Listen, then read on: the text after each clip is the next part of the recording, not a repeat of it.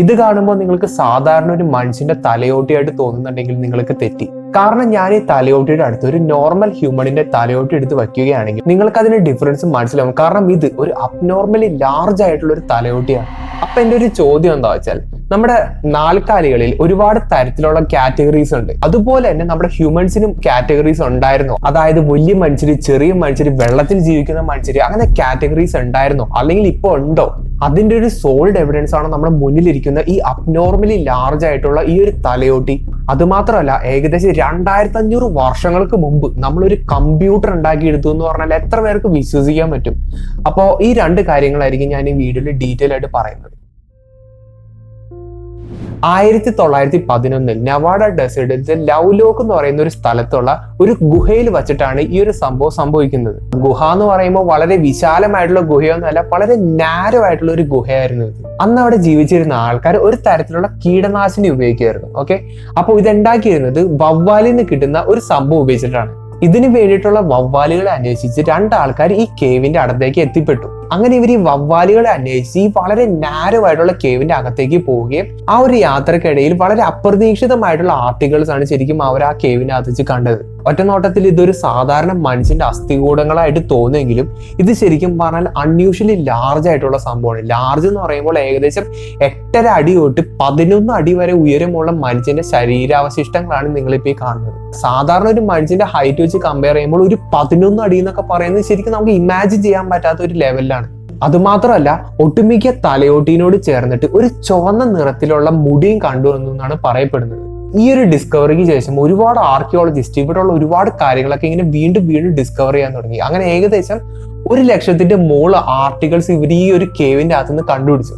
അതും just human skeletal remains മാത്രമായിരുന്നില്ല അവർ ഉപയോഗിച്ചിരുന്ന ഒരുപാട് സംഭവങ്ങൾ. അതായത് ചട്ടികളായിക്കോട്ടെ, പാത്രങ്ങളായിക്കോട്ടെ, അവർ ഉപയോഗിച്ചിരുന്ന ക്ലോതിങ്സ് ആയിക്കോട്ടെ, അങ്ങനെ ഒരുപാട് ഏകദേശം 100,000-ഓളം ആർട്ടിക്കിൾസ് ശരിക്കും ആർക്കിയോളജിസ്റ്റ് ആ ഒരു ഗുഹയിൽ നിന്ന് കണ്ടെടുത്തു. അതായത് നമുക്ക് എല്ലാവർക്കും റിലേറ്റ് ചെയ്യാൻ പറ്റുന്ന ഒരു എക്സാമ്പിളോടെ ഞാൻ പറഞ്ഞുതരാം.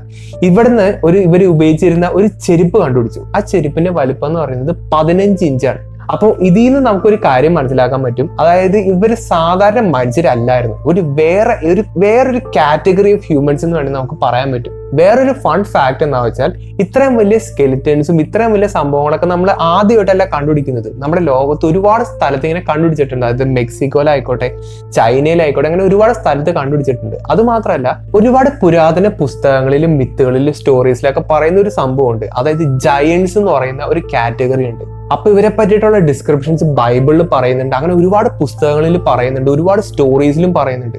അപ്പോൾ ഇതൊക്കെ ശരിക്കും ഉള്ളതാണോ അതോ വെറും മിത്തുകളാണോ ശരിക്കും ഈ ജയന്റ്സ് എന്ന് പറയുന്നത്? ഇവരെ പറ്റി നമുക്ക് കൂടുതൽ അറിയണമെങ്കിൽ ആ ഒരു ഏരിയയിൽ, അതായത് ഈ നവാഡ ഡെസേർട്ടിലത്തെ ഈ ലൗലോക്ക് എന്ന് പറയുന്ന ആ ഒരു ഏരിയയിൽ ജീവിച്ചിരിക്കുന്ന ഒരുപാട് ആൾക്കാരുടെ ചരിത്രം നോക്കിക്കഴിഞ്ഞാൽ നമുക്ക് ഇവരെ പറ്റിയിട്ട് കൂടുതൽ അറിയാൻ പറ്റും.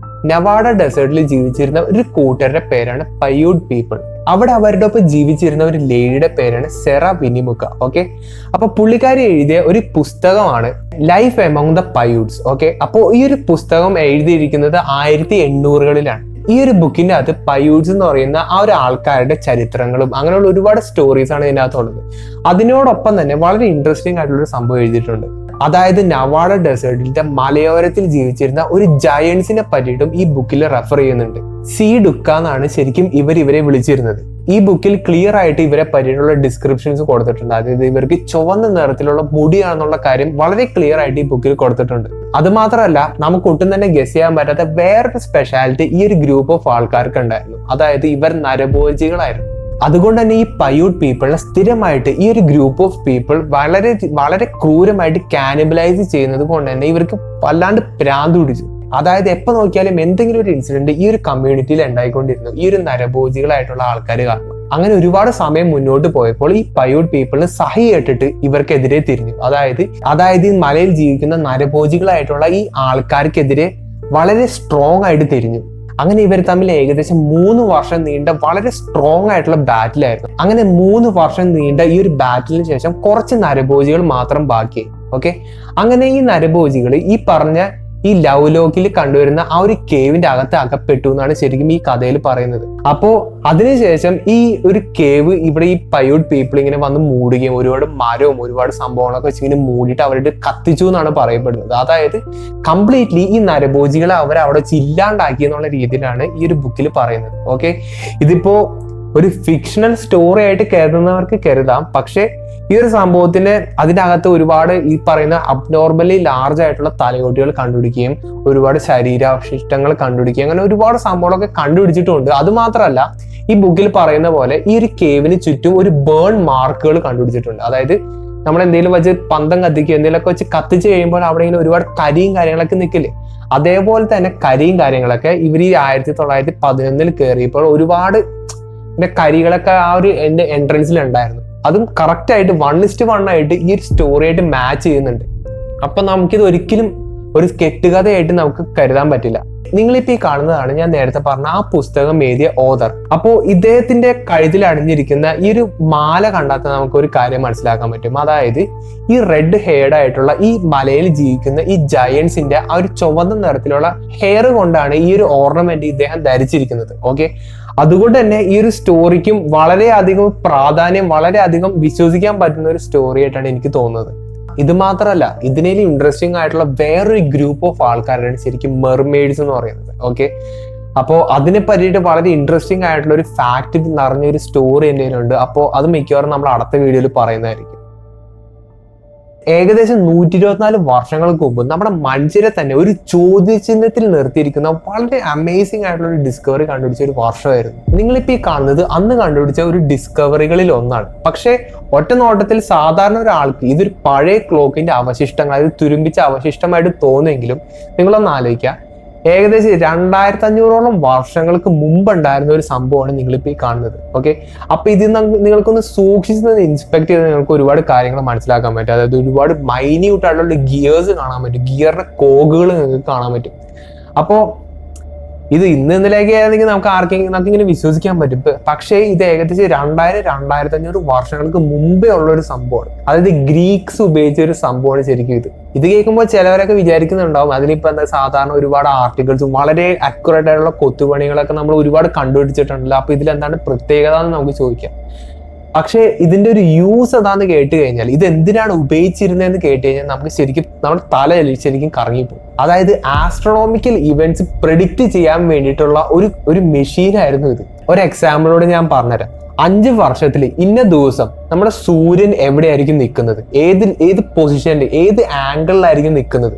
ഓക്കെ, അങ്ങനെയുള്ള സംഭവങ്ങളൊക്കെ നമുക്ക് ഇങ്ങനെ പ്രെഡിക്റ്റ് ചെയ്യാൻ പറ്റും. അതായത് നമ്മൾ ഒരുപാട് കാൽക്കുലേഷൻസ് ഒക്കെ ഉപയോഗിച്ച് പ്രെഡിക്റ്റ് ചെയ്യാൻ പറ്റും. പക്ഷേ നമ്മളൊരു മെഷീൻ ഉണ്ടാക്കി ഈ ഒരു പ്രെഡിക്ഷൻസ് ഒക്കെ കറക്റ്റ് അക്യുറസിയോടെ എവിടെയായിരിക്കും ഈ സംഭവങ്ങൾ നിൽക്കുന്നത് എന്നറിയാൻ വേണ്ടി നമ്മളൊരു മെഷീൻ ഉണ്ടാക്കി എന്ന് വിചാരിക്കാം.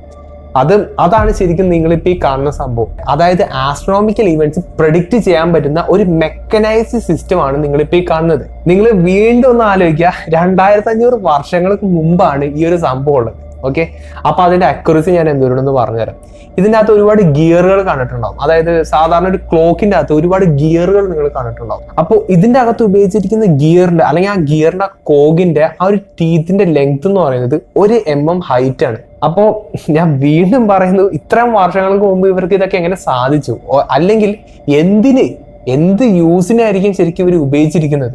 അപ്പോ ഇതിനെ ചൊല്ലി ഒരുപാട് തിയറീസ് ഉണ്ട്. അതായത് ഗ്രീക്സ് ശരിക്കും പറഞ്ഞാൽ ഒരു എക്സ്ട്രാ ടെറസ്ട്രിയൽ ആയിട്ടുള്ള ഒരു സംഭവമായിട്ട് കോണ്ടാക്ട് ഉണ്ടായിരുന്നു എന്നും, അവർക്ക് വേണ്ടിയിട്ട് നിർമ്മിച്ച ഒരു സംഭവമായിരുന്നു ഇതെന്നും, അങ്ങനെയുള്ള ഒരുപാട് തിയറീസ് ഉണ്ട്. അതുമാത്രമല്ല ഇതിൻ്റെ ഒക്കെ, അതായത് ഇവരുടെ ഒരുപാട് മിത്തോളജിയിലൊക്കെ പറയുന്ന ഒരു സംഭവം എന്താ വെച്ചാൽ, ഈ ഒരു അത്യാവശ്യത്തിൽ കൂടുതൽ അഡ്വാൻസ്ഡ് ആയിട്ടുള്ള ഒരു സിവിലൈസേഷൻ ആയിരുന്നു. അപ്പൊ ഇവർക്ക് ഈ അഡ്വാൻസ്ഡ് ആയിട്ടുള്ള നോളജും കാര്യങ്ങളൊക്കെ എവിടെ നിന്ന് കിട്ടി എന്നുള്ള ഒരു ചോദ്യത്തില് ഇവർ കൊടുത്തേക്കുന്ന ഒരു ഡിസ്ക്രിപ്ഷൻ എന്താ വെച്ചാൽ, ഞാൻ നേരത്തെ വീഡിയോയിൽ പറഞ്ഞ പോലെ ഇവർക്ക് ദൈവങ്ങളാണ് ശരിക്കും ഇവർക്ക് ഈ അഡ്വാൻസ്ഡ് ആയിട്ടുള്ള നോളജ് പകർന്നു തന്നെന്നാണ് ശരിക്കും ഇവർ പറയുന്നത്. അങ്ങനെ ഇങ്ങനെയൊക്കെ ആലോചിച്ച് നോക്കിക്കഴിഞ്ഞാൽ നമുക്ക് വളരെ കൺഫ്യൂഷൻ നിറഞ്ഞ ഒരു സ്റ്റേറ്റ്മെന്റ് ആണെങ്കിലും അതിനെ പറ്റിയിട്ട് ഞാൻ കുറച്ച് ഡീറ്റെയിൽ ആയിട്ട് ഞാൻ കഴിഞ്ഞ വീഡിയോയിലും അനുനാക്കിലും പറഞ്ഞിട്ടുണ്ട്.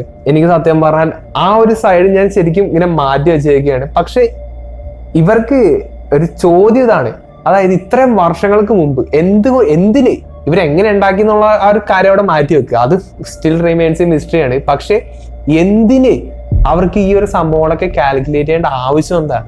ഓക്കെ, അപ്പോൾ ഇതിന്റെ ഒരു വിഭാഗം ആൾക്കാർ വിശ്വസിക്കുന്നത് ഇവര് അത്യാവശ്യത്തിൽ കൂടുതൽ അഡ്വാൻസ്ഡ് ആയിരുന്നു. അതായത് ഇപ്പോ ബൈ എനി മീൻസ്, അതായത് ഇപ്പൊ പറയുന്ന പോലെ ദൈവങ്ങൾ അവർക്ക് നോളജ് കൊടുത്തതായിരിക്കാം. ഈ ദൈവങ്ങളുടെ ഉദ്ദേശം എന്താണെന്ന് നിങ്ങൾക്ക് ചിലപ്പോൾ മനസ്സിലായിട്ടുണ്ടാവും.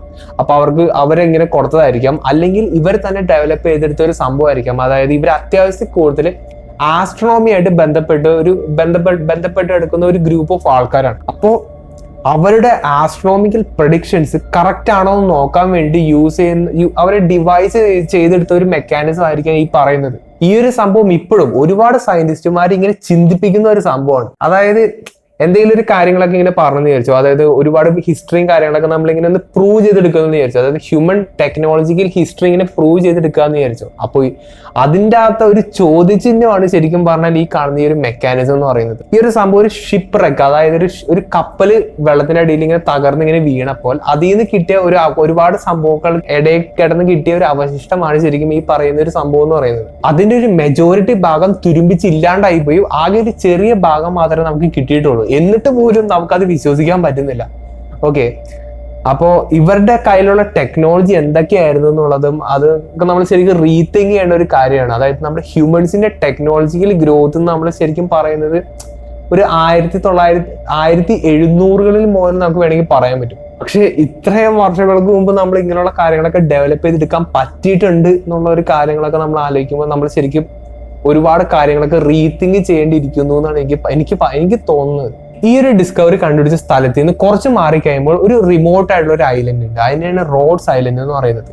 ഈ ഐലൻഡിൽ ഇങ്ങനൊരു ഐതിഹ്യമുണ്ട്. അതായത് വളരെ ഹൈലി അഡ്വാൻസ്ഡ് ആയിട്ടുള്ള ആൾക്കാർ ജീവിച്ചിരുന്ന ഒരു സ്ഥലമാണ് ഈ റോഡ്സ് ഐലൻഡ് എന്ന് പറയുന്നുണ്ട്. അപ്പൊ അവിടെ നിന്ന് കപ്പൽ മാർഗം ഈ ഒരു സംഭവം ഇങ്ങനെ ട്രാൻസ്പോർട്ട് ചെയ്ത് ഈ ഒരു സ്ഥലത്തേക്ക് കൊണ്ടുവന്നപ്പോഴായിരിക്കാം ഈ ഒരു കപ്പൽ ഇങ്ങനെ തകർന്ന് വീഴുകയും അങ്ങനെയുള്ള സംഭവങ്ങളൊക്കെ നഷ്ടപ്പെടുകയും ചെയ്തത്. അതായിരിക്കും നമ്മൾ ശരിക്കും ഡിസ്കവർ ചെയ്തത്. അപ്പോൾ അതൊരു തിയറിയാണ്, അത് ശരിക്കും കൺഫേംഡ് ആയിട്ടുള്ള ഒരു സംഭവങ്ങളൊന്നുമല്ല. പക്ഷേ ഈ പറയുന്ന റോഡ്സ് ഐലൻഡ് എന്ന് പറയുന്നത് അത്യാവശ്യം അഡ്വാൻസ്ഡ് ആയിട്ടുള്ള ആൾക്കാർ ജീവിച്ചിരുന്ന ഒരു സ്ഥലമായിട്ടാണ് ഒരുപാട് ബുക്സും മാനുസ്ക്രിപ്റ്റ്സും പറയുന്നത്. ഓക്കെ, അപ്പോൾ ഇതിനെ പറ്റിയിട്ട് കറക്റ്റ് ആയിട്ടുള്ള ഒരു എവിഡന്റ് ആയിട്ടുള്ള ഡേറ്റ ഇല്ലാത്തതുകൊണ്ടാണ് ഞാൻ ശരിക്കും ഈ വീഡിയോയിൽ അതിനെ പറ്റിയിട്ടൊന്നും ഇൻക്ലൂഡ് ചെയ്യാത്തത്. ഒരുപാട് സംഭവങ്ങൾ നമ്മുടെ കൺമുന്നിലുണ്ടെങ്കിലും നമുക്ക് അതിനെ പറ്റിയിട്ട് യാതൊരു ഐഡിയ ഇല്ലാത്ത ഒരുപാട് സംഭവങ്ങൾ നമ്മുടെ ലോകത്ത് ഇനിയുണ്ട്. അതിലത്തെ ഓരോ കാര്യങ്ങളും വളരെ ഡീറ്റെയിൽ ആയിട്ട് എക്സ്പ്ലോർ ചെയ്യുന്ന തരത്തിലുള്ള ഒരുപാട് മിസ്റ്ററി വീഡിയോസ് നമ്മുടെ ചാനലിൽ ഇനി നിങ്ങൾക്ക് പ്രതീക്ഷിക്കാം. നിങ്ങൾക്ക് ഇതിനെ പറ്റിയിട്ട് എന്താണെന്ന് തോന്നുന്നത് അത് മാക്സിമം കമന്റ് ചെയ്യാൻ ശ്രമിക്കുക. അപ്പോൾ നല്ലൊരു ടോപ്പിക്കായിട്ട് ഞാൻ അടുത്ത വീഡിയോ കാണാം.